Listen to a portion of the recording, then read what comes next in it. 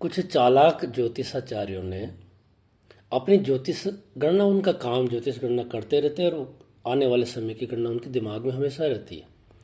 तो उन्होंने गणना की कि आने वाले 2024 के जो बचे हुए समय और 25 का जो समय इस देश के लिए कुछ तकलीफ वाला रहेगा, ज़्यादा तकलीफ वाला भी रहेगा। आंतरिक स्थिति से भी, बाहरी अस्थिरता रहेगी, आंदोलित रहेगी, उद्वेलित रहेगी, तोड़फोड़ होगी, आगजनी होगी, कांड होंगे, हत्याएं होगी, लूटपाट होगी, सब होगी, सुनामी आएगी, बाढ़ आएगी, दुर्भिक्ष पड़ेंगे, जितनी अपने दुविधा सोच सकते हैं, राजनीतिक अस्थिरता रहेगी, सब कुछ होगा।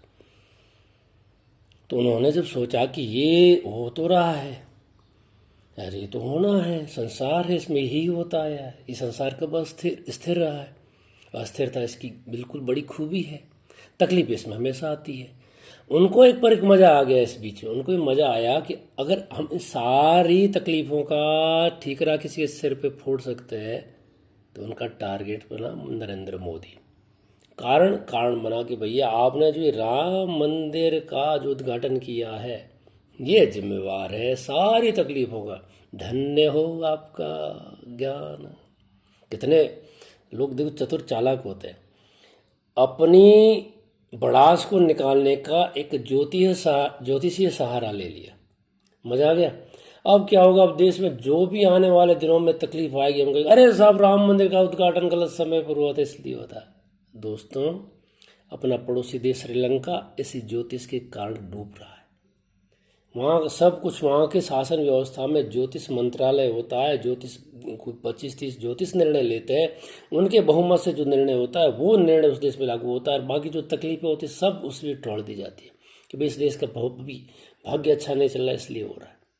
तो इस देश के अंदर भी ऐसे काल नेमी लोगों ने ये घोषित कर दिया और उन्होंने मजा ले लिया, इतना बड़ा ठेकरा उठाया फोड़ा मोदी जी के सिर पे।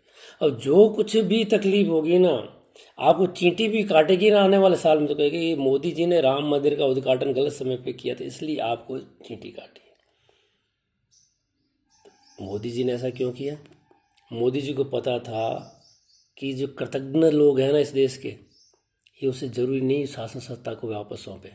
तो जो मौका हाथ में उपलब्ध है उस मौके का पूर्ण उपयोग कर लेना।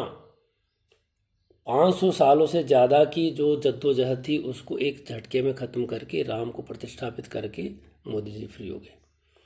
और मोदी जी अगर इन कालनेमियों की सोचने लग जाते तो भैया ये होता नहीं। और अभी अगर ये मोदी जी पर मार्जिन से जीत के आए, और ये मार्जिन से अगर नहीं जीत के आते तो जो देशद्रोही सत्ता को हथियाने के लिए आतुर बैठे हैं, जो बाहरी शक्तियों के सहारे खेलते हैं, जो चीन के सहारे खेलते हैं, जो कनाडा के सहारे खेलते हैं, वो लोग राम मंदिर को सुपर पावर वाला कमीशन बना करके राम मंदिर की स्थायी तौर से इसको ख़त्म कर देते।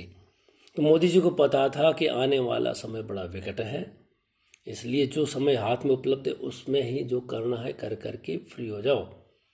अब इसमें अपन डिस्कस कर सकते हैं, उनको लाभ लेना था, लाभ नहीं मिला, वो हुआ तो नहीं मिला यार, काम तो हुआ ना। आदमी अपने ही स्वार्थ में सब कुछ अड़ा पड़ा रहता कि नहीं मैं तो दूसरा शासन व्यवस्था आएगी उसके बाद ही करूँगा, तो फिर ठन ठन गोपाल। आज अब देश में ये मान के चलना निर्णय लेने की ऐसी स्थिति में देश नहीं है। तो जो राम मंदिर के दुश्मन, जो राम को काल्पनिक बताने वाले लोग थे, वो अभी भी देखो शासन व्यवस्था में आ सकते हैं।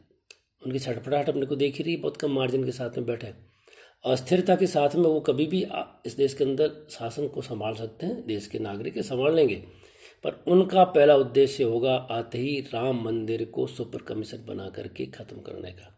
अब वो नहीं कर पाएंगे। इसलिए जो आप ठीकरा फोड़ने का कुत्सित प्रयास कर रहे हो, अपने ज्ञान का दुरुपयोग मत करो, तुम्हें ईश्वर भी माफ़ नहीं करेगा।